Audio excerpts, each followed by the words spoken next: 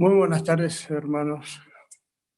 Es un gusto para mí poder estar con ustedes después de un breve tiempo de ausencia. Muy agradecido por la oportunidad de poder compartir reflexiones acerca del acontecimiento más grande para la humanidad en su significativo y en su propósito.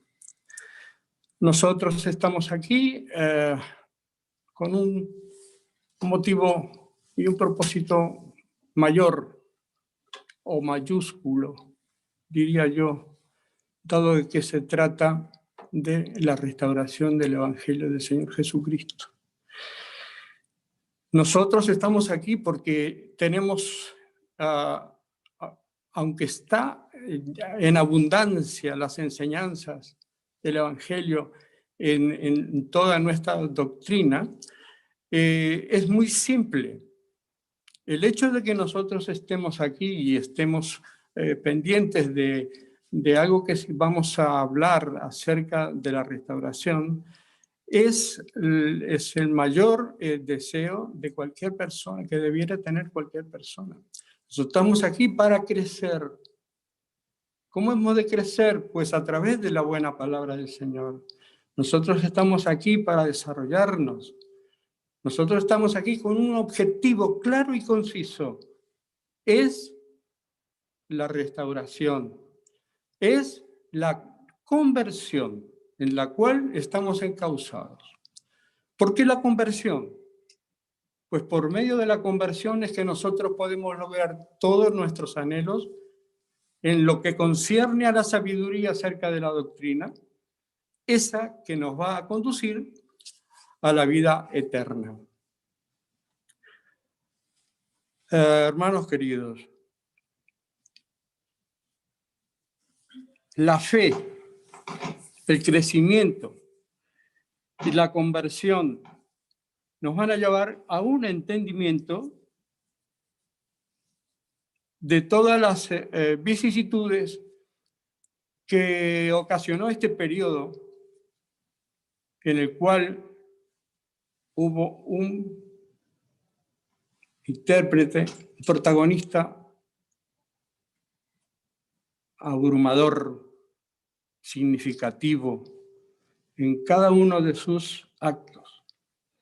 Me estoy refiriendo a nuestro amado profeta José Smith.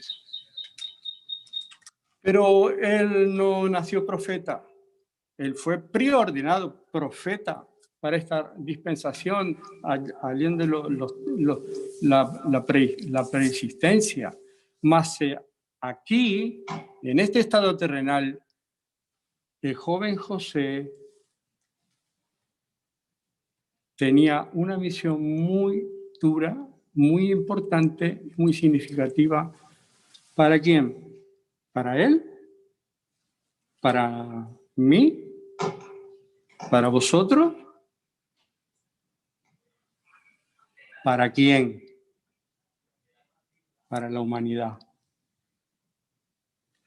Para la humanidad. Quisiera leer una escritura que surgió esta mañana leyendo las escrituras con mi esposa Pilar. Leí una escritura y dije, déjala allí, márcamela, porque me interesa poder compartirla con los hermanos hoy en la clase de la escuela dominical. Y dice, porque así dice el Señor, yo el Señor soy misericordioso y benigno para con los que me aman, y me deleito en honrar a los que me sirven en rectitud y en verdad hasta el fin. Me llegó al alma y de alguna manera me sentí avalado, me sentí que el Señor me estaba empujando, aceptando que mis palabras y mis sentimientos con respecto a este tema era el correcto. Y él me ha hecho sentir mejor, me ha fortalecido en base a ello. No sé si les es favorable, si pueden recordar un lugar, porque geográficamente los sitios que se han visitado por medio de la familia del profeta, del joven José, fueron varios, pero hay algunos que tienen una mayor trascendencia, dado que allí acontecieron cosas. Y uno de esos sitios fue el lugar donde residían últimamente la familia Smith y el joven José con sus hermanos, bulliciosa familia de jolgorio y de amor entre ellos, dado que lo profesaban como familia. Era la casa de una familia donde ellos estaban aprovechando vivir allí, y era Palmira, porque ellos eran de Vermont, Sharon, en las afueras de Nueva York. Y en ese lugar había manifestaciones populares, unos temas religiosos que saltaban en cada una de las participaciones de los clérigos allí presentes. Llegaba para ese momento el joven José con su vehículo de la época, su transporte, Ferrari de un caballo, y se sintió atraído por estas cosas. Hay unas cosas que debíamos significar. El joven José no tenía ningún interés religioso para el tiempo. Quienes sí estaban interesados en religión y también asistían a sus cultos religiosos era su madre, su mamá, Emma, y sus tres hermanitos de él. Asistían a la iglesia presbiteriana. Más esta influencia religiosa en casa, más estas cosas que estaba oyendo en este lugar, pues han despertado un poco este sentir religioso, esta curiosidad de saber, porque todos se reclamaban la verdad de su doctrina, todos reclamaban para su iglesia la verdad que debía practicarse como hijo de Dios. Y entonces el joven José decía, este clérigo dice una cosa, aquel otro clérigo dice otra cosa, aquel otro reclama para su iglesia esto y esto. Pero yo me pregunto, dice el joven José, ¿quién de ellos tiene la razón? ¿A quién debo yo creer si yo tengo un interés de unirme a alguno de ellos?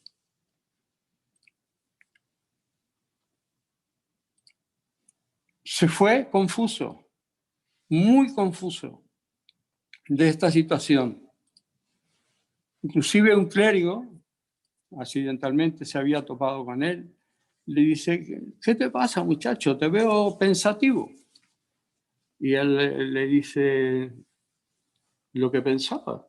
Dice, en realidad decís una cosa y otros dicen otra, pero yo en realidad no sé, no quedé claro en un concepto de lo que vosotros predicáis. Total de que así quedó la cosa. Dice, si tienes intención de religión, ven a verme y continuamos hablando. José fue el tema de su agitación, de su religión, confundido, y me gustaría que pudiéramos leer en Doctrinas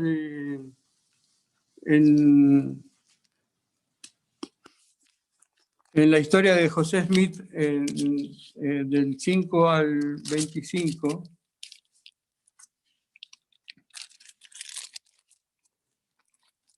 para que avalar nuestras palabras y nuestros sentimientos con respecto a ella. Dice desde el inciso 5,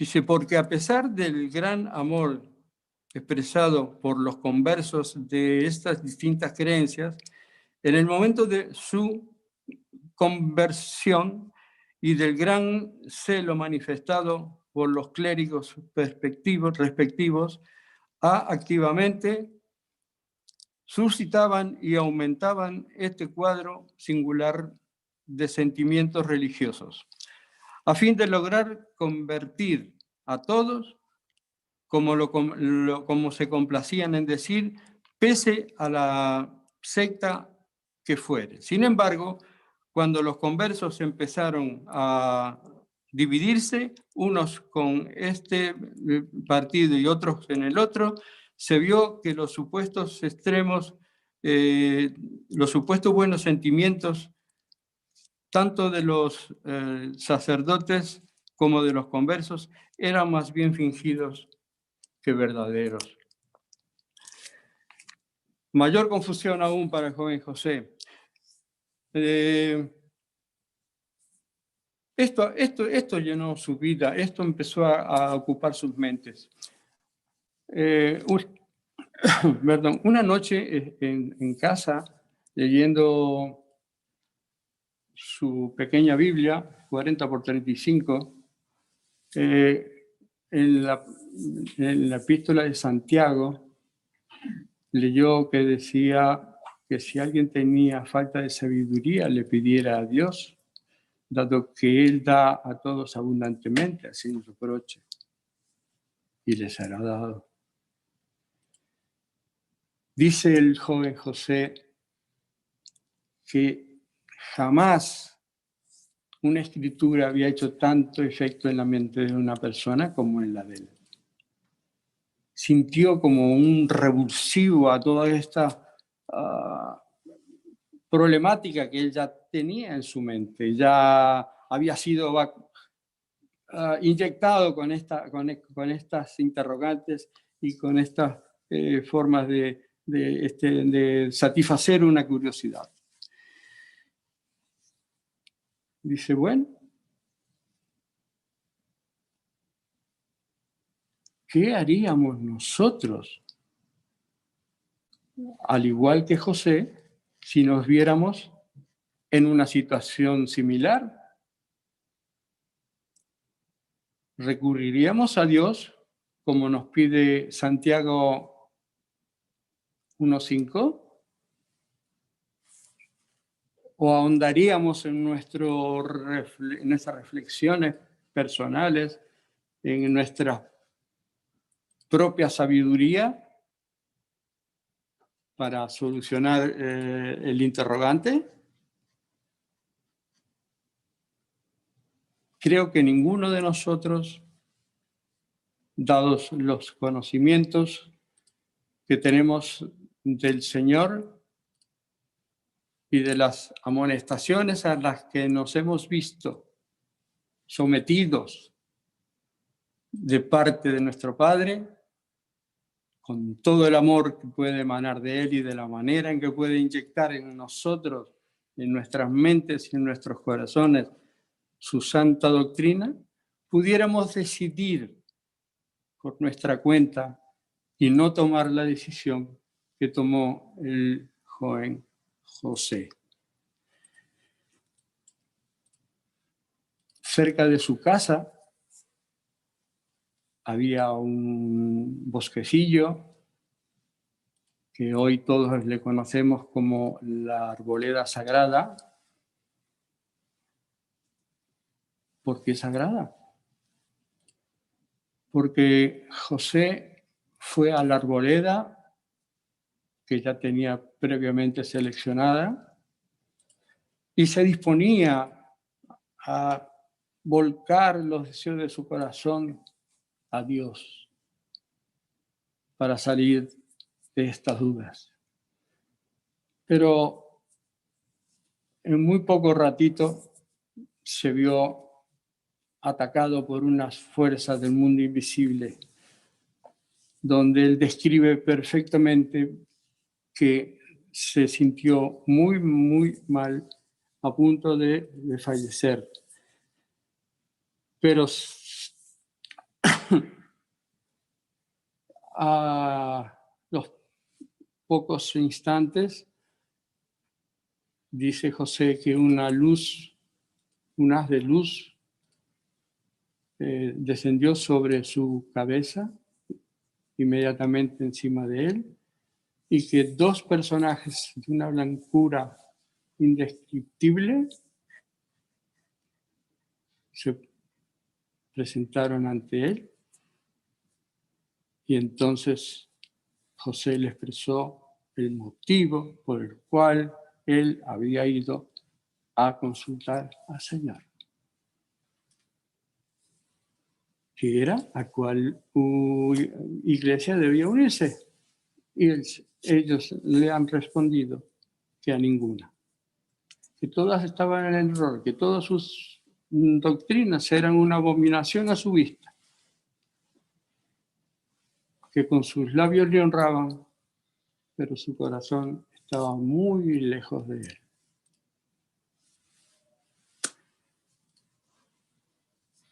Quedó contestada la pregunta y quedó contestada la interrogante que tenía José. José siguió participando de las reuniones de las iglesias. En un lado, una vez se inclinó mucho por la bautista, pero siguió yendo con su madre, la presbiteriana, por un breve tiempo, aunque no tanto, puesto que a partir de esta visión, el José Smith no ha recibido ninguna otra revelación con respecto a algún acontecer con la misión que se vislumbraba de José Smith. En estos días, o a través de todos estos tiempos, se presentaron varios relatos acerca de la visión que había tenido José Smith. José Smith hizo notable lo que había visto. Él no pudo callar lo que era una evidencia a todas luces vista, tanto para él como para sus inquietudes religiosas. Y él comentó lo que había visto y fue sujeto a burlas, injurias, blasfemos, por lo que había dicho haber visto. Pero como dijo José, si yo lo he visto, ¿por qué tengo que decir que no lo he visto? ¿Acaso el Señor no sabe que yo sí le he visto? ¿Cómo le voy a mentir a Dios? Y eso fue el encender la mecha de una situación que se prolongaría por mucho tiempo, hasta que se desencadenó, como todos sabemos, en Cartago. Después de muchas vicisitudes, después de mucha intolerancia con respecto a su persona, a su familia, a sus creencias, sometido a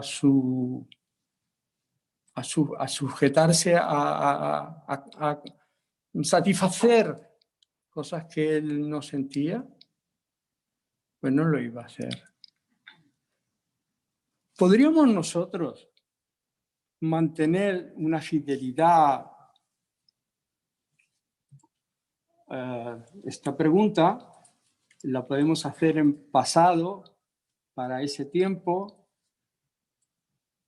pero más bien la podemos trasladar a nuestros días y preguntarnos si la fidelidad de José, perdón por hacerlo tan familiar, si la fidelidad del futuro profeta de la restauración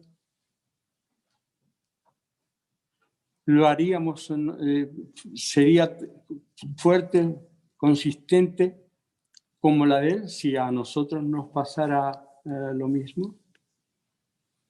Pudiéramos nosotros defender nuestra doctrina, nuestra vida, nuestra religión, poder defender a nuestro Dios, aún en contra de aquellos que no están de acuerdo con lo que creemos o pensamos.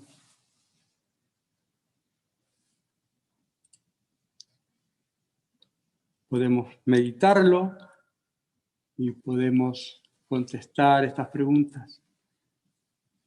No hace falta que me la contestéis a mí, pero sí es importante que la anidemos en nuestro corazón y sea una pregunta constante en nuestras vidas, día tras día.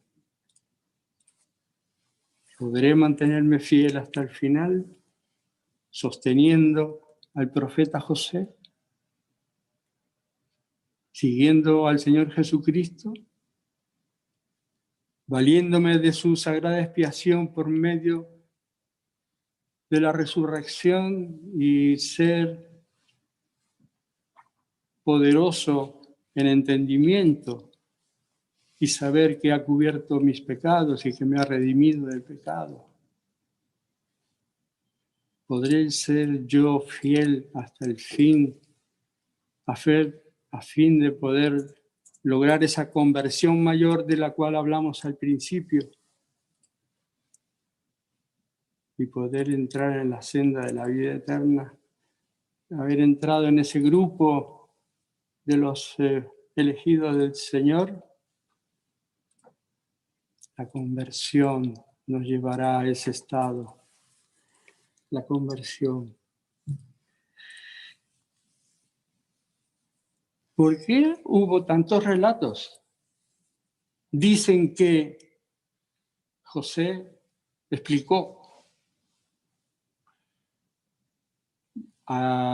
He tenido que comentar mi situación 4 veces y en las 4, por supuesto, tiene que haber unas... no estaba grabado, no había rotaprín en ese tiempo. Escribía a mano y tal vez hasta en nuestros diarios nosotros escribimos lo mismo. Hoy podemos hacerlo de 3 veces diferente. Los verbos que usamos y eso pueden condicionar la acción. Y eso pasó con José. Escribió 4 veces, que dicen que fueron 8 los entendidos de la época. 8 registros. No son unas notitas, son registros. Los hizo el futuro profeta de la restauración.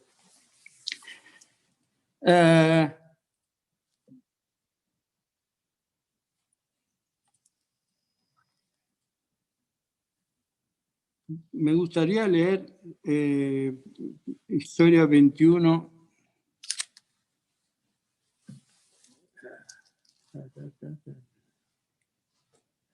A ver si puedo.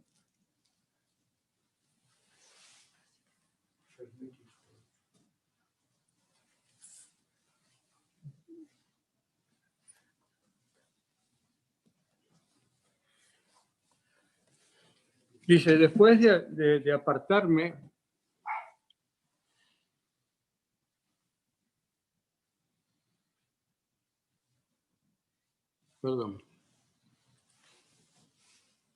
después de apartarme al lugar que previamente había designado, mirando a mi alrededor y encontrándome solo, me arrodillé y empecé a elevar a Dios el deseo de mi corazón.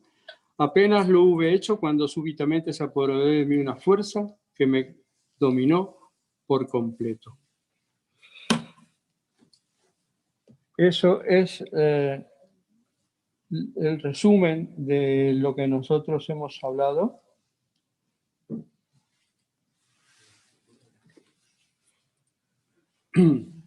Y hablando con él de los asuntos religiosos, aproveché la oportunidad para relatarle la visión que yo había visto. Esa fue la situación que le condenó a José Smith y el medio en que se encontraba.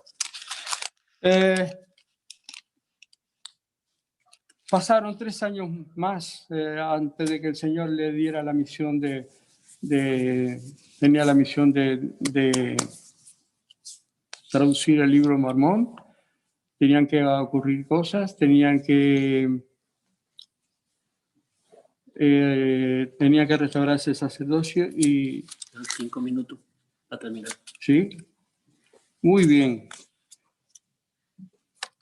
En 5 minutos me gustaría mencionar una obra más importante, que es la que se nos preguntaría a nosotros si nosotros estamos haciendo algo para que llevarla a cabo también. Estando en una clase, en una reunión dominical en el templo de Kerala, Oliverio Cowdery, el escribiente de José Smith, que llegó a la zona por ahí en el 1829, el 5 de abril, se hizo su escribiente, y ambos estando en la capilla tuvieron visiones gloriosas. Se presentó el Padre, se presentó Moisés, se presentó Elías el profeta, se presentó Elías. ¿Para qué? Debían recibir José Smith las llaves del sacerdocio, las llaves de esta dispensación, para poder llevar a cabo la restauración. Sabemos que sin sacerdocio no hay manera de hacer las cosas. Sin sacerdocio el mar Rojo no se abre. Sin sacerdocio los milagros del Señor no se hacen.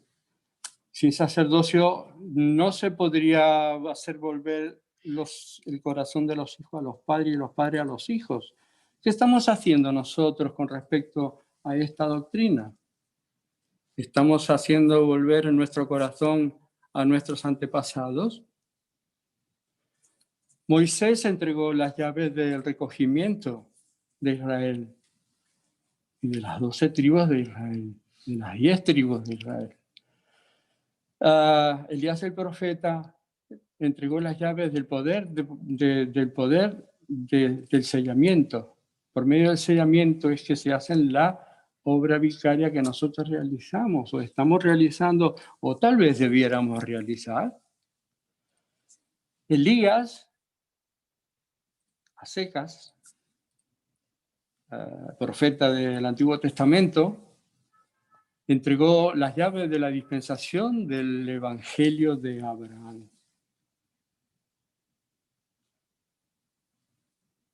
El profeta José Smith ya tenía las llaves para operar, para dirigir el reino. El comienzo de la restauración a través de estos acontecimientos que ha tenido que suscitar vicisitudes en la vida de don José Smith y todas aquellas personas que han circundado su vida, Martin Harris, los 3 testigos, los 12 testigos, Orson Pratt. Sabemos de ellos, todos nosotros sabemos de ellos, debemos recordarles un día para aunarlos y unirlos más en esta obra. Son muchísimas cosas, muchísimos detalles que nosotros se nos va a quedar con ganas de hablar de ello, es que el tiempo no nos permite. Pero a medida que vayamos ajustando las clases, pues tomaremos mayores precauciones para que tal vez los puntos a tratar no se nos escapen, aquellos que se consideran que son de mayor valía para nosotros y para todos los hermanos, y sobre todas las cosas para dar cumplimiento a las profecías, así como el libro Mormón cumple las profecías del Antiguo Testamento, muchas de ellas, y la de volver el corazón de su padre a los hijos del Viejo Testamento. Isaías en el capítulo 11 nos habla perfectamente bien de todas estas cosas. Hermanos queridos, agradecido por vuestra atención, gozoso de haber recordado las enseñanzas del profeta y de pertenecer a esta conversión que nos va a llevar a seguir esforzándonos para llegar al más alto grado del Señor, que es la exaltación. Y lo quiero dejar con humildad en el sagrado nombre del Salvador, nuestro Señor Jesucristo. Amén. Amén.